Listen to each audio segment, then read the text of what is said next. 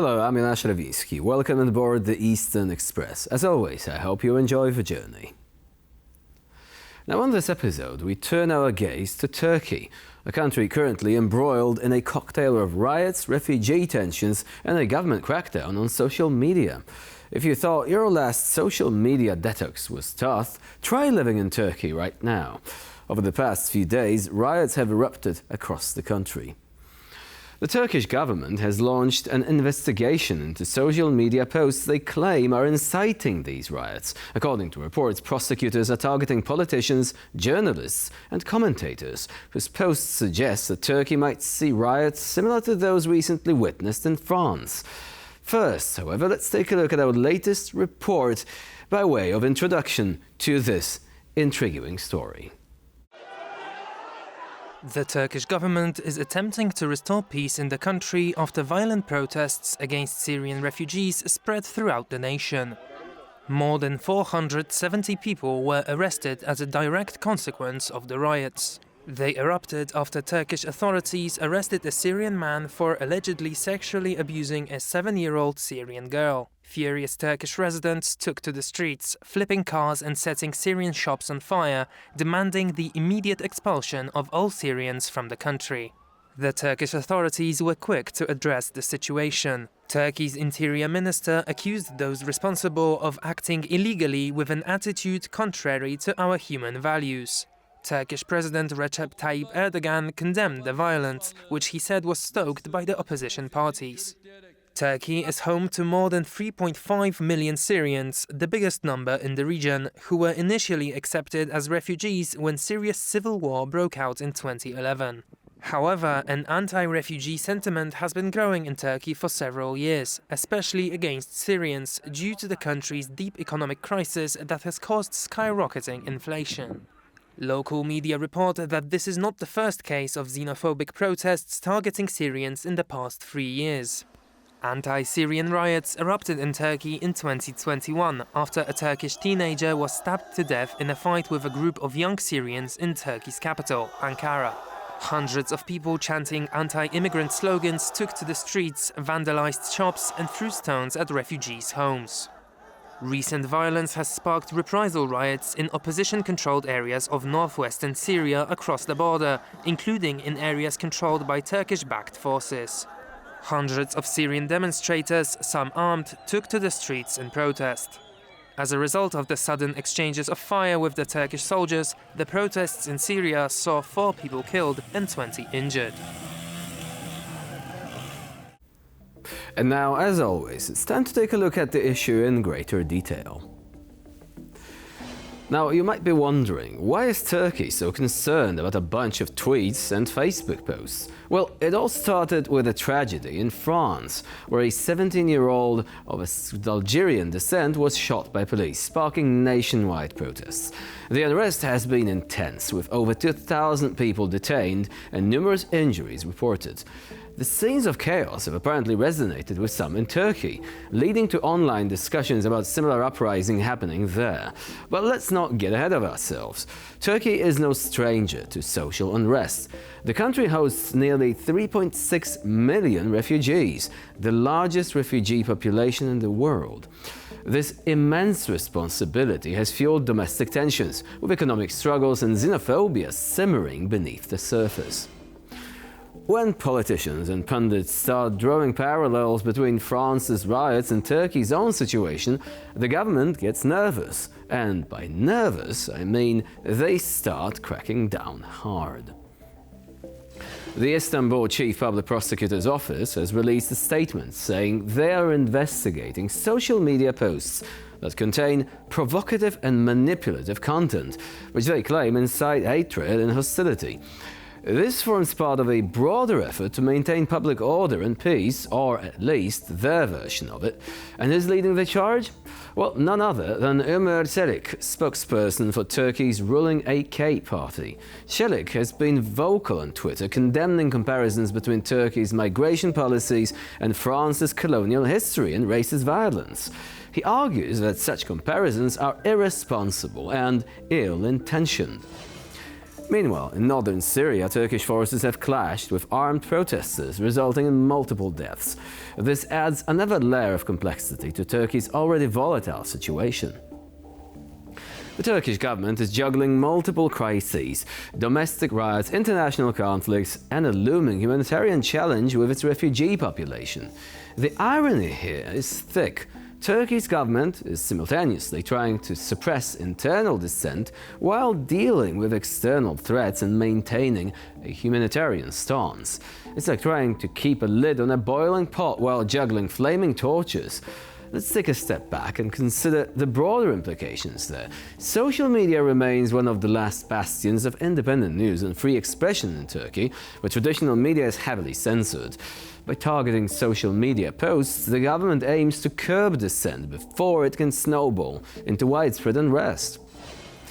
So what does this mean for the future of Turkey? In the short term, we can expect more crackdowns, more arrests, and possibly more unrest. The government's heavy-handed approach might stifle the immediate threat, but it could also fuel long-term resentment. Silencing voices online won't silence the underlying issues driving the discontent. And now we move to shed more light on the issue is İlkan Dalkıç, director at the Daktilo 1984 platform. Hello and welcome to TVP World. Always good to be here. So Turkey apparently has a massive problem with refugees. It is nothing new, but to many viewers who are focused on the European refugee crisis, this may come as a bit of a surprise. So can you tell us more about the roots of this problem, first of all? As we all know, that Syrian civil war started in early 1910s, and after that, Turkey has a serious flux of refugees. Today, Turkey holds nearly 3 or maybe 4 million of refugees from all around the world, mainly Syrians.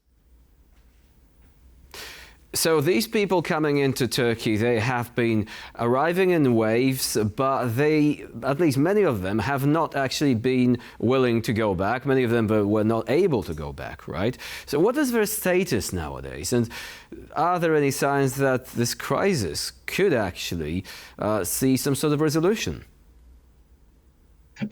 I guess their situation is very tricky. Mainly Syrians, which are consisted the main part of the refugees in Turkey. There are nearly 3 million of them, and their return to Syria is a very tricky situation here, because as we all know that Turkish government and Syrian government has serious issues between them, and Turkey's involvement about the Syrian civil war is another issue.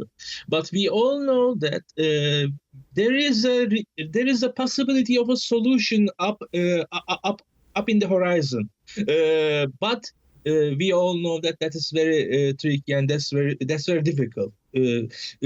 Turkish President Recep Tayyip Erdogan made a statement after the Friday prayer, and he said that there is a possibility of him and Bashar Assad, the leader of Syria, can come together and there is a possibility of a common ground between them.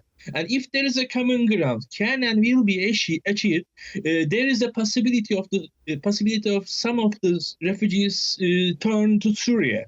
But that is a long shot. We all know that some of the Syrians came back to their towns and villages to Syria, but most of them are also from the oppositions of Bashar Assad. So their return is not a easy task for Turkey and Syria both. So actually, returning them to Syria, as you're saying, might not be viable because it could endanger their lives and well-being. But coming back to the bulk of the refugee population in Turkey, what are the main sources of tension between the refugees and the rest of the population? Is it the same as it is in the European Union, or are there different lines really running across society? I guess there are different lines, because in Turkey they are living in their bubbles actually, and I can easily say that with that kind of numbers in Europe you will see much more crisis. I'm pretty sure about that. But in the end, Turkey is also having difficulties about maintaining those numbers because, as we all know, that in the last couple of years, Turkey is also suffered from like food prices, rising of the food prices, rising of the living costs, and these all are connected to refugee crisis. Also, we all know that. But in the end, there I don't consider that there will be a more and growing risk of security between refugees and the Turkish native population. I don't see that. I guess I'm pretty sure these kind of uprisings and these bad situations will come to an end very soon because I deeply trust of Turkish security forces. They will control the situation. We won't see any rise of that. Why would there be any sort of rise? I mean, we know that from a European perspective, it is easy to assume that, oh, you know, people will get along. They are from a similar culture. But is it really the case? Are there any differences which actually say, a person living in Turkey all their lives and suddenly encountering people coming in from Syria, which would make it difficult to easily ensure the sort of mutual respect and integration and living together in the same society? I mean, Turkey is already maintaining some structural problems, and those problems can ignite through and from this kind of refugee situation. I mean, Turkey is having its own political drifts and faults and every division. So Syrian refugee situation may escalate this kind of situation. I mean, and also as we all know that Turkey has several big cities, several metropoles, but other than these metropolitan areas, like middle cities, like mid-sized cities, like Kayseri, as we all see this last fights of through refugees, these are not familiar with cosmopolitan or multicultural living situation. These towns are nearly homogeneous. And they just see some different people. They just see some outsider in their neighborhood in the last couple of years. So there are some different issues in every Turkish city, and every situation is unique on its own. So also being alienated and not accepted within a given community, I mean, that is a traumatic situation for the refugees themselves as well. So moving on now to the economic side of things, what would you say would be the biggest issue here? Because maintaining this massive population of people on the Turkish soil, that's bound to be expensive. And Turkey had its own issues with inflation, among other things. So would you say that this could actually be the flashpoint that will either ignite some sort of unrest or perhaps bring the government to a situation whereby they would need to introduce changes, because otherwise the situation could become unsustainable? Main issue is, as you all mentioned before, the inflation and the food prices and the residential living costs and these kind of things like rents and etc. But other than that, people are getting frustrated or getting angry through some small and minor issues, like when they see when they consider that if consider the government's government's approach to the refugees and their own population is unbalanced and unfair, they actually rise against these kind of issues. And in the last incident in Kayseri, there is a very dark issue. I mean, like a minor girl get harassed and people get angry through that, and that minor girl is also Syrian. So people get angry through that kind of situations. Also, we should not forget that Turkey's economy has suffered as a result of a major earthquake. That was not a very long time ago, at least from a broader historical perspective. It's still a fairly recent event, and also one which has caused trauma to the collective population living in these parts of the country. Now, What has been the government's response so far? It has been mentioned that they would like to keep any sort of unrest under a lid, so to say. So they want to control the flow of information, for example, so as to prevent anything from happening. Can you elaborate on that? Yes, government wants to control the situation, control the access of information. And I must add to your comments that the earthquake zone is also the area that Syrians mainly concentrated in Turkey.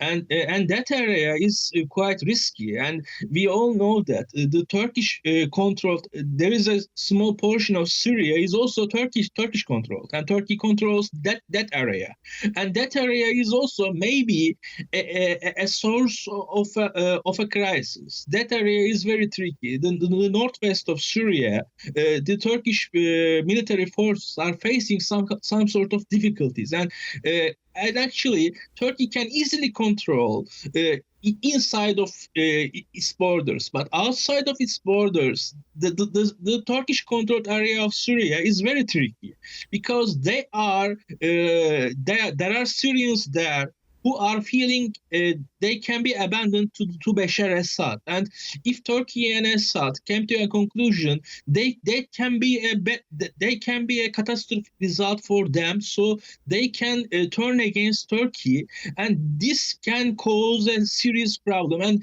as we all know, that they are seriously very hardline Islamic. Also, they have hardline Islamist connections also, so that we and the Turkey should really focus on that issue, because that area, Idlib, I'm talking about, it can cause some serious security concerns about Turkey and beyond. So Ilkan Dalkuc there explaining the various issues, the various vicissitudes which emerge as a result of a large refugee population being driven out from their home country by military conflict, staying in Turkey. But apart from hospitality, there is also always bound to be certain problems which need to be resolved on many different levels. Thank you very much for joining us here on Eastern Express and for sharing your insight. Always good to be here. And now we're moving on to Eastern News Flash, a curated selection of all the other stories from the East that you really don't want to miss.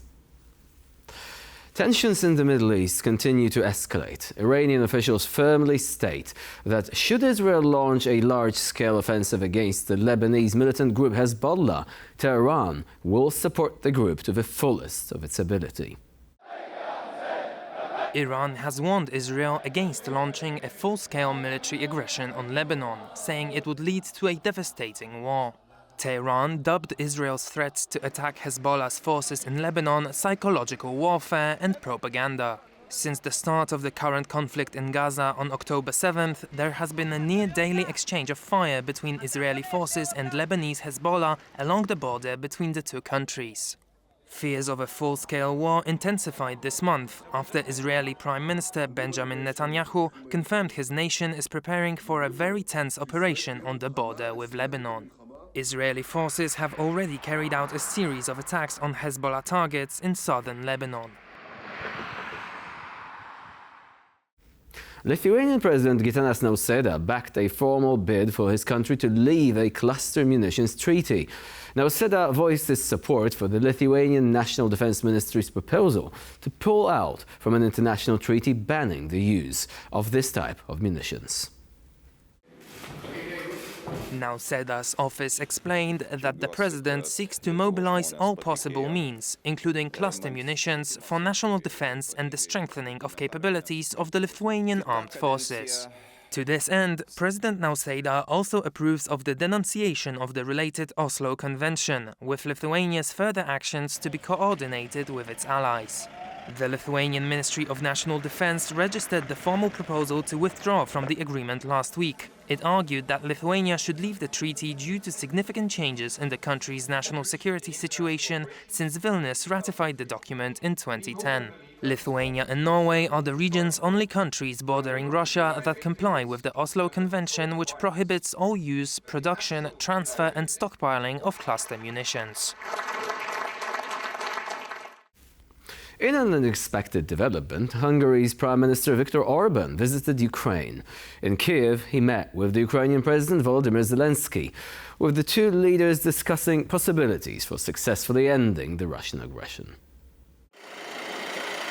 Orban, who boasts the warmest relationship of all European leaders with Russian dictator Vladimir Putin, arrived in the Ukrainian capital a day after Hungary took over the rotating six-month presidency of the Council of the European Union.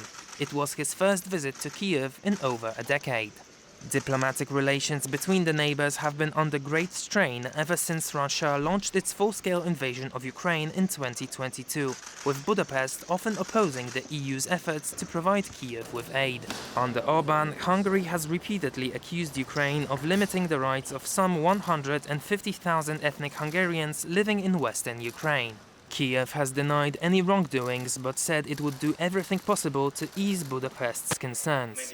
Ukraine depends on Hungary's support as it relies heavily on financial and military aid from the 27-nation EU, where unanimity is required for many decisions.